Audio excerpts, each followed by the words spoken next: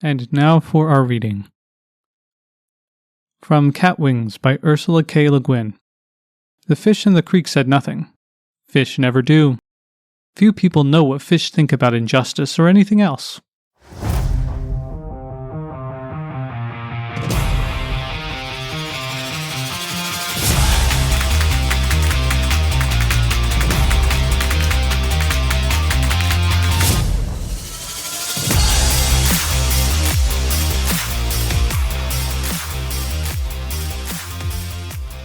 Welcome back to the Reading Room Ruffians, your favorite library podcast. Today, we are going to do some Christmas cryptids. Well, I guess they're more like legends and lore.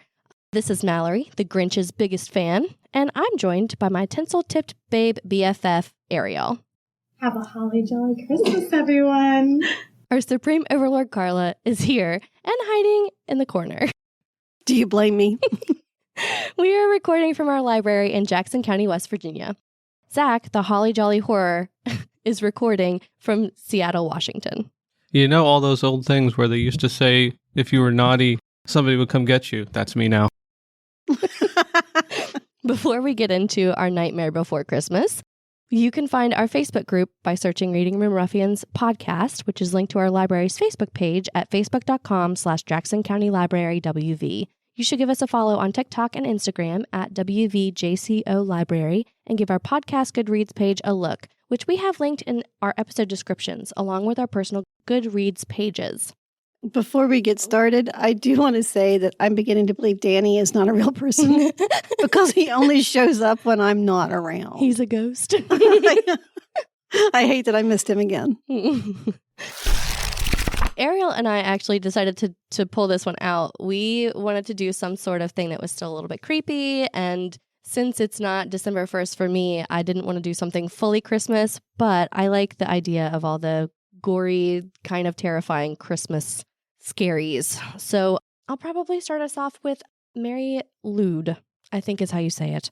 This is actually a Welsh holiday and tradition, and there's a couple of different origins, it's thought. So it's said that Mary's name starts out as Grey Mare, and it connects to the heritage of pale horses in Celtic and British mythology, many of whom can cross over to the underworld. So Rhiannon and Mab, I'm just going to say Mab, rode a white horse.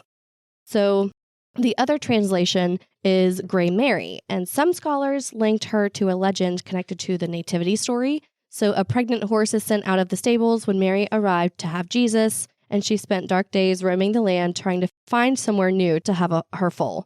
And a lot of people aren't really too sure about that one, though. They believe, and I think rightfully so, that actually she is like pre-Christian and like of pagan origins, which is, it's impossible to prove, but nevertheless. So what you do traditionally is you don a horse skull and you go door to door.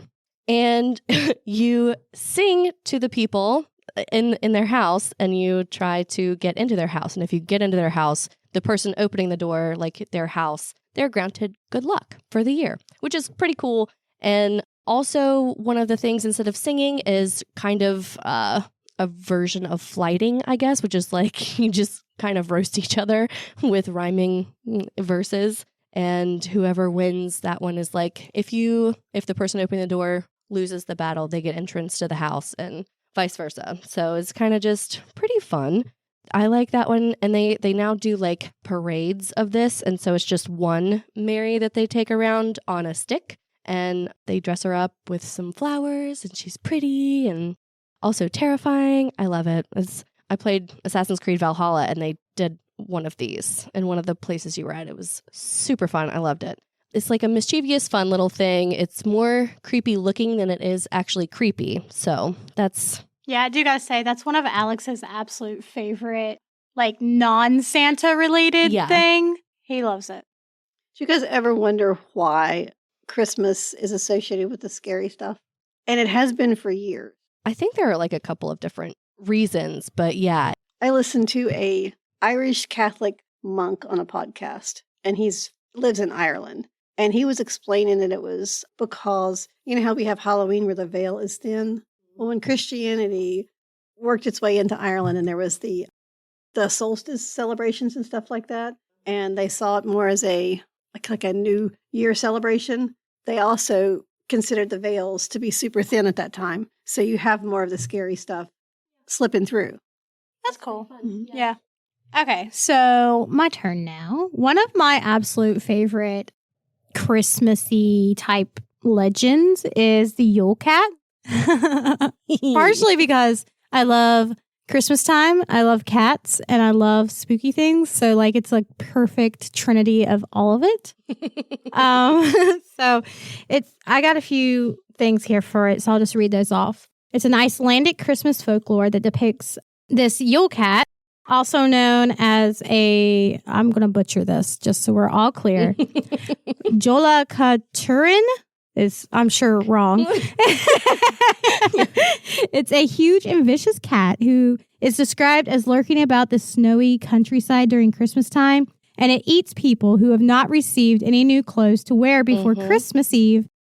And he's the house pet of Gryla and her sons, who we will, I think, cover in just a little bit. Yes. Though referred to as an ancient tradition, written accounts of the Yule Cat have been located as recently as the 19th century. And the threat of being eaten by the Yule Cat was used by farmers as an incentive for their workers to finish processing the autumn wool before Christmas, which is awful, but also very funny. The ones who took part in the work would be rewarded with new clothes, but those who did not would get nothing and thus be preyed upon by the monstrous cat. The cat has alternatively been described as merely eating away the food of ones without new clothes during Christmas feast. But it was the idea of it being a man-eating beast was popularized by poems from Johannes Kotlum, which is like, another Icelandic name that I can't pronounce. So just bear with that. But yeah, so like giant cat that will eat you if you don't get new clothes. So what could possibly go wrong with that? I love it. Right? Giant cat, Christmas time, new clothes, spookiness. It's the best. Yeah. I cannot even begin to think of a better one, honestly. It's really funny because, as kids, we hate getting new clothes. Oh, yeah. For Christmas. Adults, I love it. And just imagine, like, if we had heard of this as kids, I would have been like, if I don't get at least a pair of socks, I'm gonna scream. Honestly, I didn't, clothes was never my favorite thing getting as a kid, but I also am the same kid that would, get new clothes and then have a fashion show for my parents. So I was like, ooh, look at this. I did this, but with dance costumes constantly. See, my poor, you get it. You get it. I did my sister's costumes and my own. But yeah, it was always a fun time for everybody. Specifically everybody. So I am actually going to talk about Gryla and her sons, which are the Yule Lads. So they're actually pretty terrifying. And over the years, they have been pretty sanitized, so they're not nearly as creepy and terrifying as they were. But they are another concept from Iceland, and they're very different from a lot of our Western culture, Christmastime stuff. So we have Gryla, who is a child-eating giantess of a troll, and she has 12 sons.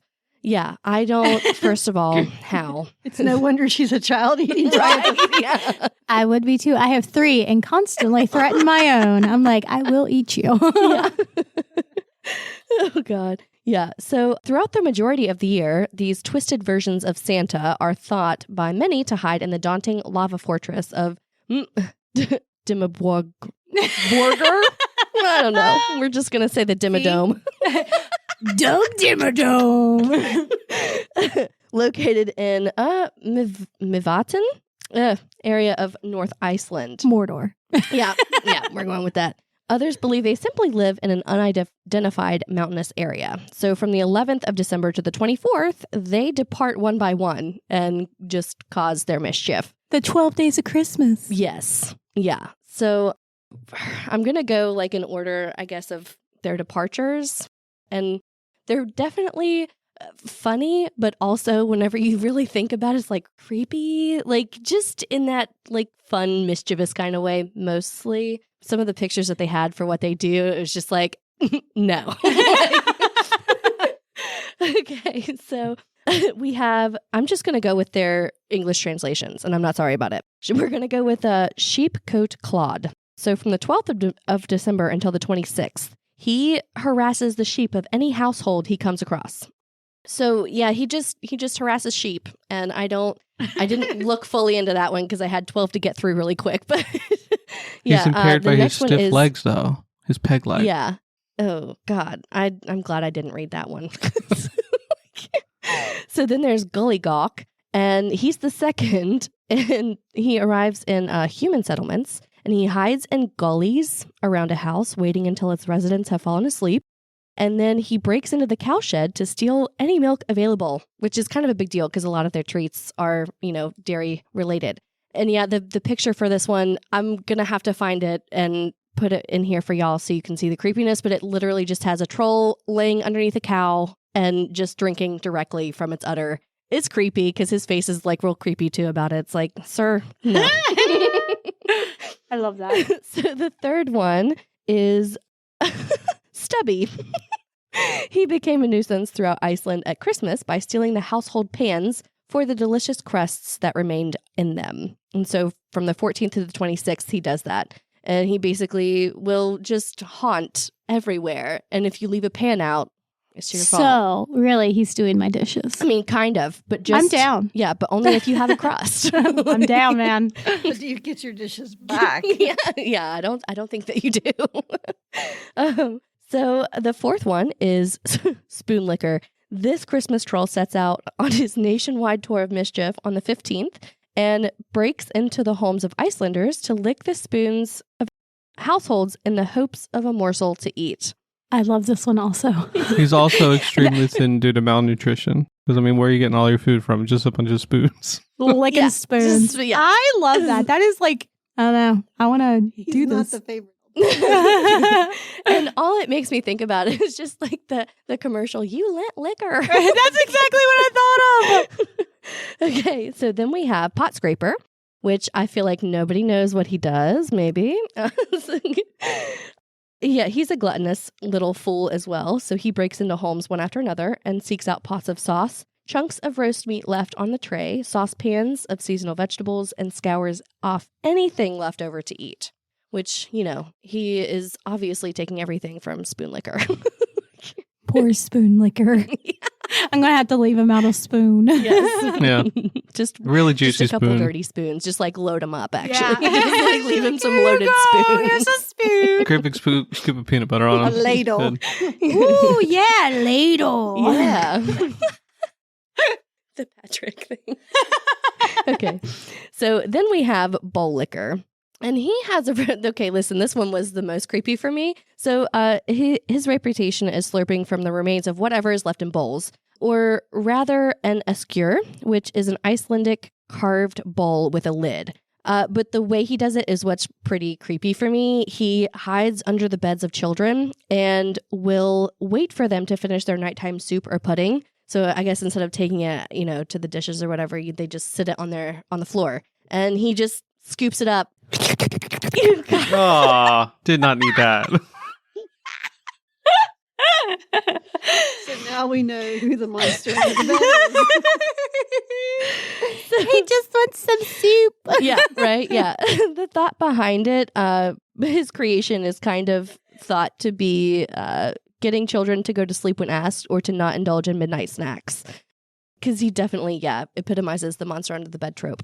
So then we have Door Slammer. And he, obviously needs some therapy. So his 13-day journey is just he intends to go and break doors, sneak from home to home, reaching the furthest ends of the Westaffords, and bang as many doors as he could in order to wake those sleeping. So no sleep for y'all whenever he's around. I don't like that one. Rude. Very rude. Needs therapy I for like sure. the dish ones. I don't like that Yeah. one.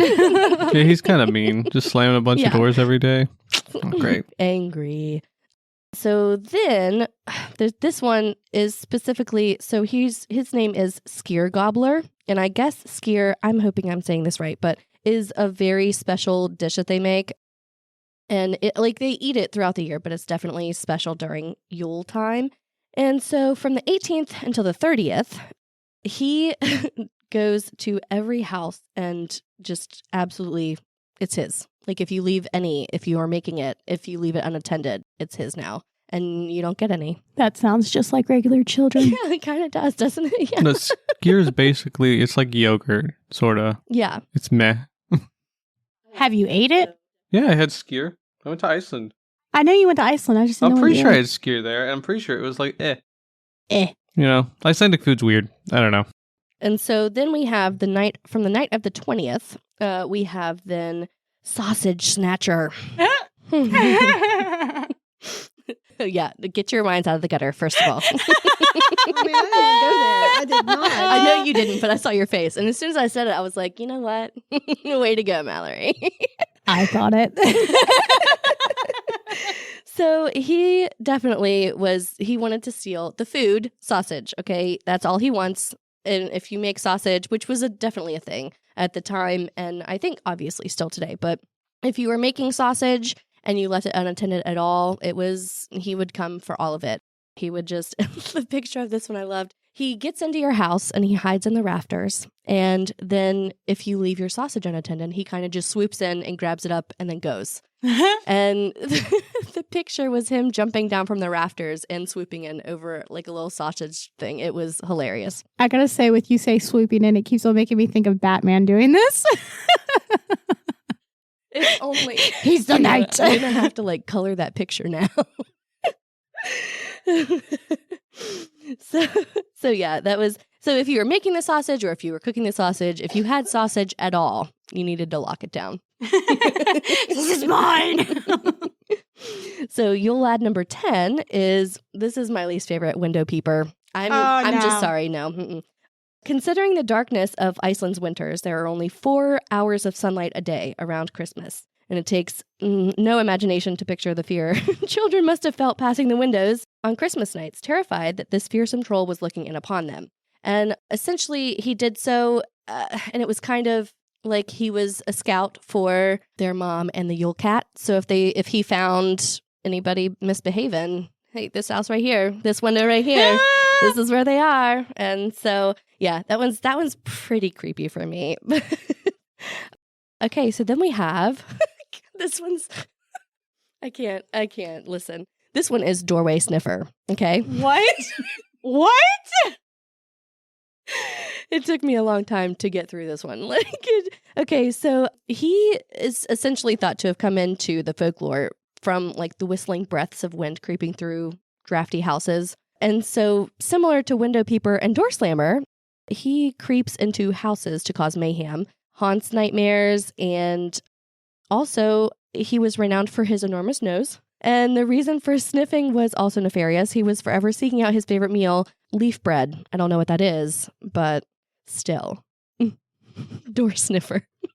It's a special kind of person there that sniffs doorways. That would be a dog. Oh, God. Okay, so meat is obviously another popular like mealtime thing for Christmas. We save up for it and to get us through the winter. So son number 12 is just called Meat Hook. And that's a terrifying name. Yes, it is. And it's also terrifying to know that that's how he gets his meat. If you leave it on the table, he just gets his hook and then takes it and goes. Yeah. He doesn't want to get caught, so he doesn't do it where he thinks he can be caught or seen. But still, like just thinking about it. That's terrifying. Thing hopping into your kitchen and cleaving your meat and leaving. Like, no, thank you, sir. Can you imagine the noise it would make though? Oh, I don't want to. So yeah, he basically would hide behind doors, under tables and cupboards, and outside open windows. So yeah, that's his thing. And so yeah, that Gryla works. Those are her sons. She has a husband, well, her latest husband, and he's a troll named Lipaldi. He's the least threatening member of the family, and he is browbeaten to the point of pathetic. Not surprising, honestly. And perhaps out of fear of what happened to Gryla's previous partners, whom it is said she has eaten. That's the only way to do it. Didn't you guys Praying forget mantis one? That. What about Candle Stealer? No, I didn't see that one. There were 12, right? Yeah. 1, 2, 3, 4, 5, 6, 7, 8, 8, 9, 10, 11, 12. Oh, no, there's 13. There's 13. You forgot about Well, I read Candle 12. Stealer. He follows people around to steal their candles, which back in the day were tallow, so you could Weird, eat them. yeah. So he just eat the candles. People are doing that now with butter. Well, yeah. They're eating their butter candles. Have you seen that? No. Yeah. Okay, so you melt butter down, you put herbs and garlic Oh, and stuff like yeah. that, and you pour it into like a little cup and you put like a wick in it, and then you stick your candle in the middle of your bread, It actually looks pretty and good. then you light your candle so the butter melts, and then you take your bread and you dip it in your butter candle.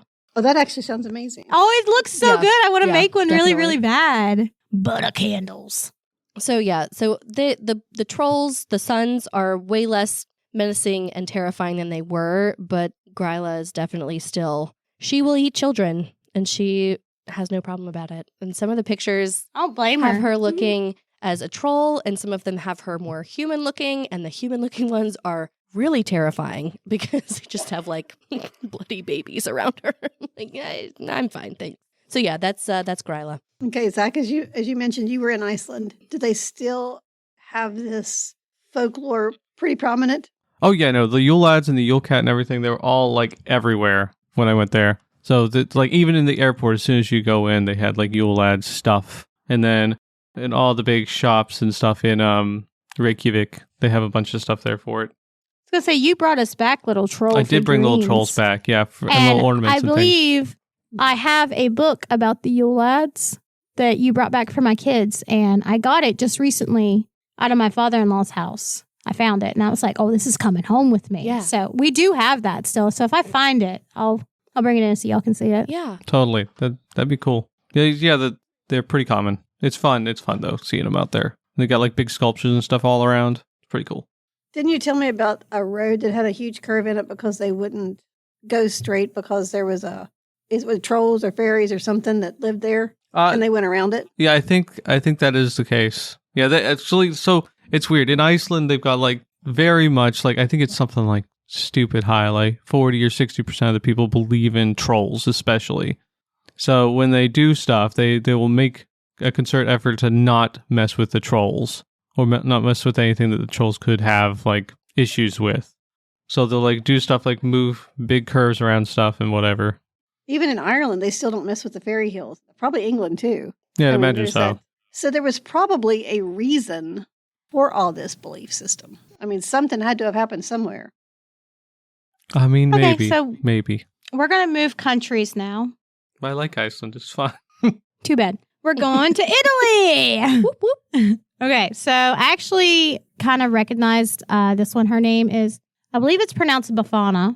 And I actually wrote about her for one of my college classes the other day. So I was kind of excited to see her on this list.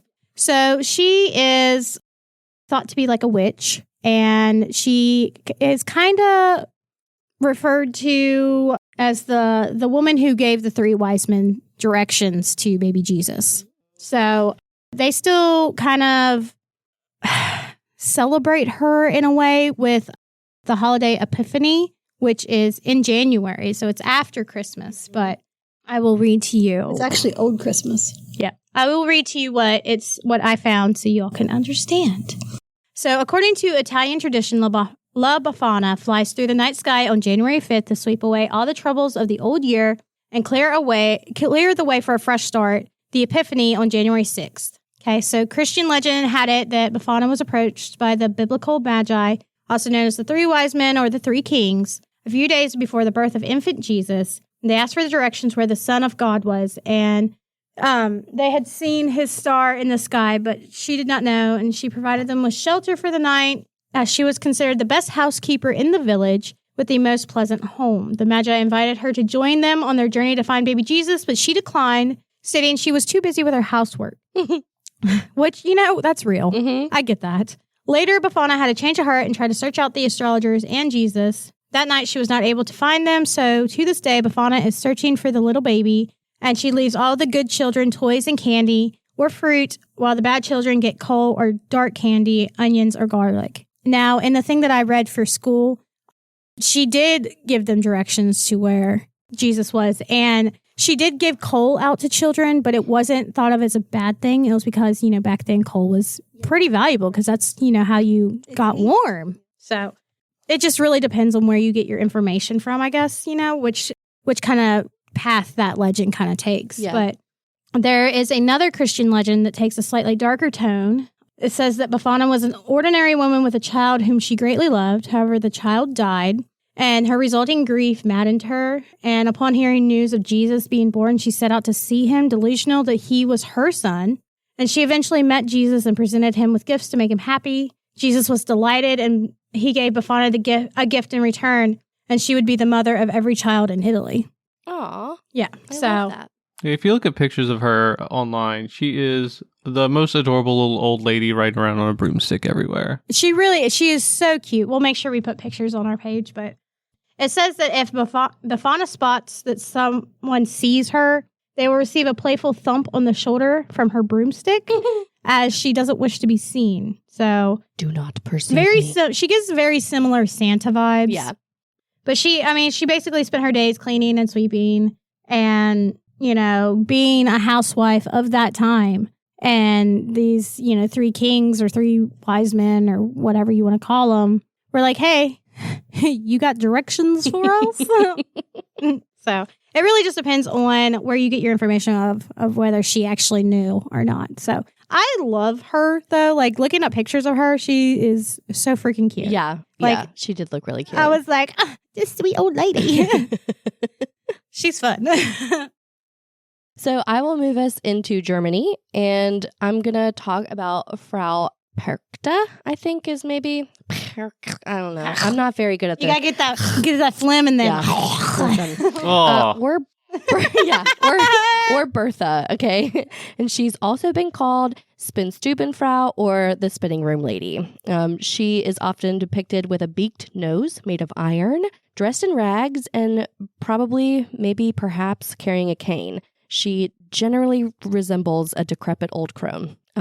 She packs a mighty wallop, okay? Listen, y'all. She carries a long knife hidden under her skirt, and she is super judgy about your house. Love her. And how you keep it. I think she's kind of scary. She is pretty scary. And she also pays special attention to whether or not you have your spinning done for the year. So if you don't have your spinning done, and on top of that, your house is also dirty, she will just basically disembowel you while you sleep. Yum. Yeah. So I also saw that on the flip side, she's kind of likened to being bright and light. And so I don't really know, like, they also mentioned the Epiphany. I didn't save that because I didn't feel like it was totally, relevant. But now that you've said that, that's kind of cool. So yeah, if you didn't finish your weaving or your spinning and you had a dirty house, like, I feel like maybe one or the other, she would be like, well, you're dumb and I don't like you. But if you don't have both, bye. Does she feel like an old grandma to anybody else? Yes, like absolutely. I could see grandmas getting mad about that. So I don't know. These kind of sound like cautionary tales for women. Get your stuff done or you're dead. Yeah, no, that's kind of terrifying. I'm not going to lie. Yeah, there's also tales of her just trampling or even setting fire to half-spun fibers. So yeah, she's also linked with the wild hunt. And so they say that she flies through the night sky attended by an army of lost souls, including demonic-looking Perkten. I'm not 100% sure. And she also is accompanied by unbaptized children, the souls of them, I guess. And they are visually nearly indistinguishable from Krampus. So they look pretty similar. And they said here there was a way. The only way to know for sure is context. Krampus rides abroad at St. Nicholas Eve, and the Perkten tend to move more toward Epiphany. Yeah, and the last 3 Thursdays before Christmas, also known as knocking nights. Speaking of the Epiphany, I have it's like a... Did you have an epiphany? I did not. I did not. No. I guess it's like a folk tale or something that was passed down through our family and my grandmother always, she swore by this. It would make her a nervous wreck, and it still makes Mom a nervous wreck. You cannot have any laundry or anything hanging on a line on Old Christmas, which is Epiphany, January 6th. If you did, it meant someone in your family would die that year. Oh. And you mom were, has, like, washing them away. is it, mom actually would call me sometimes, like, you took everything off your line, didn't you? Because tomorrow is the 6th. Yeah. Yeah, So- I still get asked that, I think. I think she's asked me. I think last year she was like, remember, don't do any laundry that day. Yeah. That's kind of wild. I've never heard that before. Wait a second. She never asked me this if I ever had any laundry. She wanted me to die. Is that what this is? No, it's not you. It's someone in your family. It's because, probably because Mama has more of the old-timey, like, vibes with, women do dishes and laundry and stuff Yeah. like that. I guess that's true. Maybe she just knew you had a dryer. Maybe that's what it is. Yeah. Okay, so speaking of Krampus, we are going to go ahead and talk about him. I think he's getting kind of popular here anymore. Like, just in Ripley last year, we had photos with Krampus, which I loved and I wanted to take my kids to so bad, but I wasn't able to. So, anyways, the legend of Krampus dates back centuries. It's a German Christmas tradition that started during the 12th century. So that's pretty old. But during the early December, children in Germany would begin to hear whispers of a dark-haired creature bearing horns and fangs, carrying a bundle of birch sticks used to swat naughty children. So that's fun. But he's half goat, half demon, and he just punishes the misbehaving children. I've also heard that he kidnaps them. So, like, he's depicted doing that also. Usually we'll put them in a sack and then beat them with the birch sticks. Woohoo! But his name, Krampus, it comes from the German word Krampen, which means claw. So that kind of gives you an idea of what he's kind of looking like. But he was thought to have been part of pagan rituals during the winter solstice. According to legend, he is the son of Hel, the Norse god of the underworld. And with the spread of Christianity, Krampus became associated with Christmastime, despite the efforts of the Catholic Church to ban him. The creature and St. Nicholas are said to arrive on the evening of December 5th, which is called Krampus Night. And I'm not even going to try to say the German name. That's just not going to happen. While St. Nicholas rewards nice children by leaving presents, Krampus beats those who are naughty with branches and sticks. In some cases, he's said to eat them or take them to hell. On December 6th, St. Nicholas Day, children awaken to find their gifts or nurse their injuries. That would suck so bad. Yeah. Especially if, like, it's a multi-child home and, like, your siblings got gifts and you got beat. Yeah. Yeah. Anyways, festivities involving Krampus include the Krampus Run. This usually involves alcohol and people dressed as the creature. They parade through the streets, scaring spectators and sometimes chasing them. And beginning in the late 20th century, amid the efforts to preserve cultural heritage, Krampus runs became increasingly popular in Austria and Germany. During this time, Krampus began to be celebrated internationally, and the monster's growing appeal is evidenced by numerous horror films. Some claim that the expanding popularity of Krampus was a reaction to the commercialization of Christmas. So definitely fun times. Yeah. Yeah. I've also seen some pretty fun, not for me. I've watched videos of guys playing this game where you are running from Krampus, and it's hilarious watching them freak out like I would. Yeah. So, that's I need the to know funny what this part. game is. Honestly, it's been a couple of years since I've watched them, but yeah, they're definitely funny. You're like a kid in a house, and your parents are gone for some Christmas party, and Krampus comes to get you, and you just gotta hide from him. Did anybody watch the Krampus movie from 2015? No. Oh my God. I didn't. I wanted to, but I never got around to watching it. It is so good. I watched it a few years ago, and I thought it was fantastic. Super creepy a lot of the time. The silhouette they've got of Krampus, until they actually show Krampus full on, it's like he's pretty creepy. And it's like also that got thing some that we humor talked in it. about. Yeah. With horror movies, just showing the monster and then it's not scary Yeah, anymore. it's not Yeah. scary when it's shown, but the rest of it's kind of funny sometimes, and it's also it's kind of a fun movie. I mean, the main Okay. cast, they're all like comedians, so it gets kind of fun. Well, yeah, that I don't know. I won't watch it, but It's real good. sounds nice. Sure. I might watch it this year. Definitely do. During Christmas time. I guess on Krampus Day, was it December 5th? Do that. I guess just Ooh, that's a good idea. Yeah. I'm going to put that in my old calendar. school Have Krampus to Day, I watch guess. Krampus. Nowadays, Krampus Day is like December 24th, wouldn't it be? Christmas Eve? Yeah. Yeah. Because he's supposed to kind of go around with Santa. Yeah.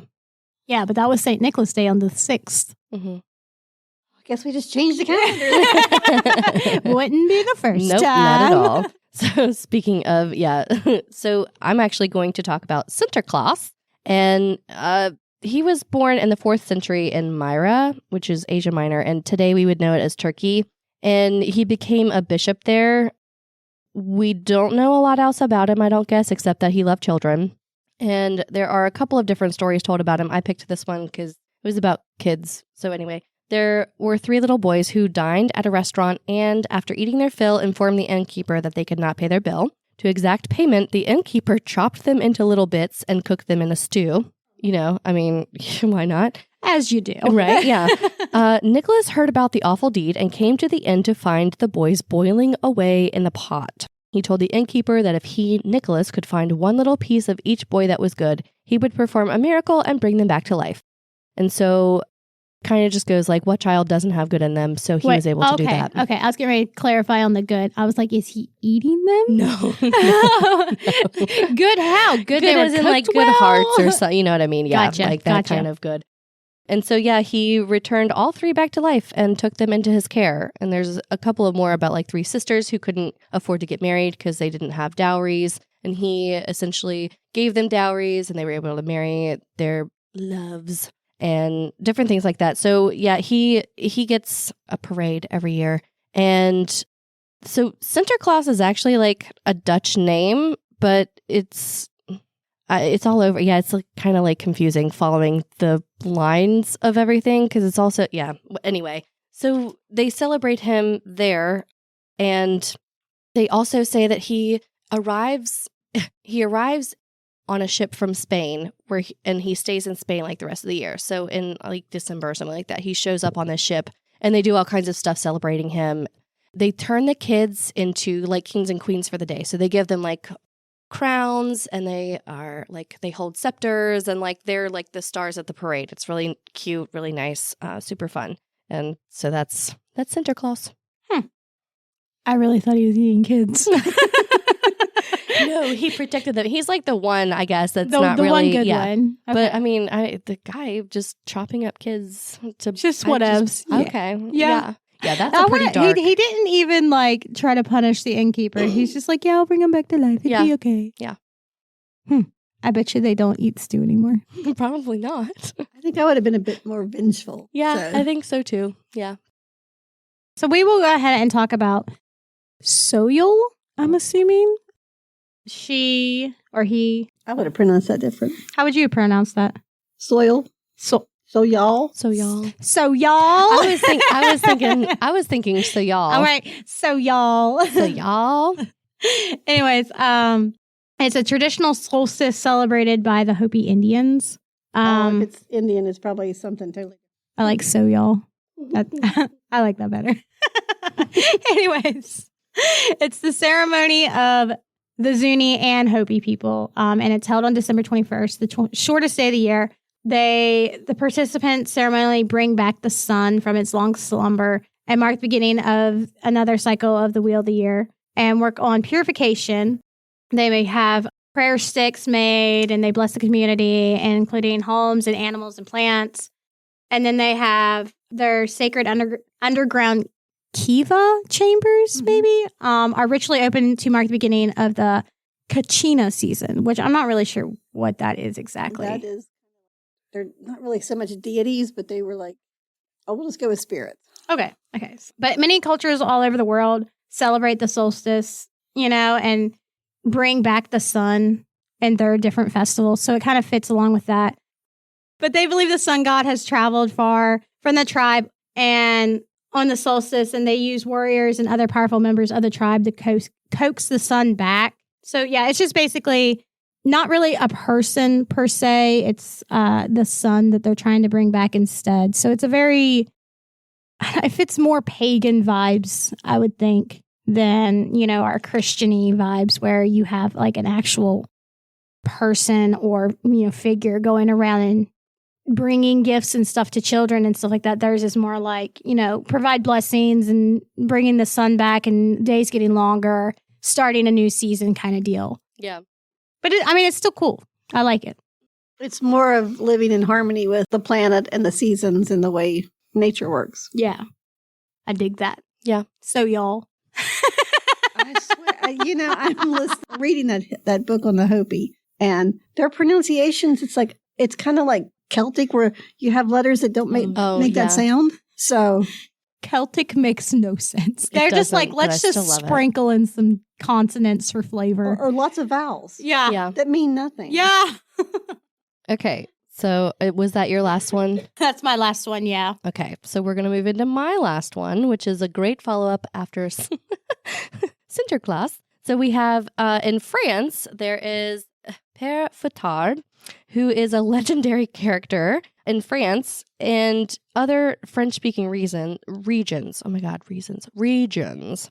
He is often portrayed as the companion or evil counterpart to St. Nicholas, the patron saint of children. So while St. Nick rewards well-behaved children by bringing them presents, Père will punish disobedient or naughty children. And he is, so basically his name means old man whipper. So yeah, he carries like a whip, and he's actually pretty creepy. He's like this massive man, and he's supposed to have just like a hairy face. And there's pictures that I found. It's Bigfoot. With a whip. Yeah, with a whip. Yeah. It's like nightmare fuel. The Indiana Jones of the Bigfoot world. Oh my God. I love that. Yeah. So, and I guess, oh gosh, I think it's. Sorry. I think it's like Lorraine. They actually have both. So they'll send, they'll have St. Nicholas Day and everything, and then they'll send around. They'll send Père Fouettard around to like schools, and there's pictures of this guy just standing outside the windows of the schools, and the kids are just like, "Excuse me." So yeah, that was a pretty funny one to learn. Like it's scary, but now it's fairly lighthearted. Dun, dun, dun, dun. Yeah. Dun, dun, dun. But yeah, that was my last one as well. I love that. I know. These were actually really fun. Yeah, I love Christmas. Christmas is just my absolute favorite every year. Like, I'm going to start celebrating as soon as November 1st hits. Gross. I love it. But I like listening and hearing like all these different Christmassy, spooky things. Yeah, me too. So there you go. That's like, you can celebrate Christmas because it's spooky still. Yeah. Great. That was the reason, I was okay with it. Yeah. Because it's essentially Nightmares Before Christmas. Exactly. Which, just as a little off-subject tangent about Nightmare Before Christmas, me and Alex were debating whether that was a Halloween movie or a Christmas movie. It's both. I told him it was a Thanksgiving movie because it's in between Halloween and Christmas. I mean, that's not a bad take, I don't think. It's really not. It's really not, yeah. So, just so everyone knows, it's a Thanksgiving movie. Yeah. I like it. I mean, Christmas used to be a lot more hardo than it is now, just saying. Now we got all these pansy the direction it's Christmases. taken. Yeah. Well, I mean, think about where we are, though. We don't have a lot of those traditions anymore because we're very separated from them now. And I think that really is how a lot, I mean, I know that they have kind of washed them all down, even there in their regions and cultures. But I mean, we especially have gotten so removed from it that it's just kind of like, it's not so bad. Well, there's those among us that think they're kind of hokey and there's no such thing as fairies and trolls and stuff like that. Yeah. Wrong. We're talking to you, Zach. Oh, no, I felt called out there.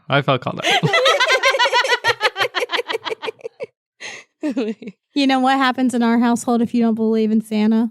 You get underwear. I love that. You don't get, if you say, I don't believe in Santa, you get socks and underwear for Christmas. I mean, at least the Yule Cat can't come for you then, you know? Yep. This is true. You won't get eaten by the Yule Cat, at least.